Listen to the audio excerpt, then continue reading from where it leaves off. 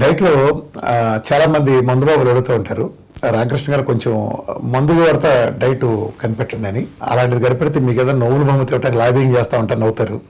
అంటే నిజానికి ఇప్పుడు మీరు తాత్కాలికంగా కొంతకాలం మాత్రం చేస్తారండి. నా డైట్ ఏం పర్మనెంట్ డైట్ కాదు.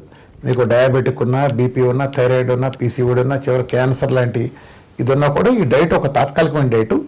ఈ డైట్ తర్వాత మీరు మామూలుగా తినేట్లో పద్ధతి ఉంటుంది. ఈ డైట్లో మాత్రం దయచేసి ధూమపానం కానీ మద్యపానం కానీ పూర్తిగా నిషేధం.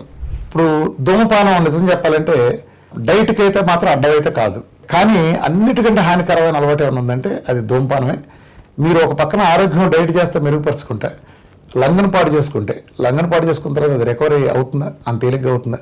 అది పాడు చేసుకుంటే మళ్ళీ మీరు డైట్ చేసే ఉపయోగం ఉంది. కాబట్టి ధూమపానం మామూలుగా మందు కొట్టడం కంటే కూడా చాలా చెడ్డది. బట్ డైట్కి అడ్డమని అయితే నేను చెప్పను, కానీ మీరు పూర్తిగా అవాయిడ్ చేయండి.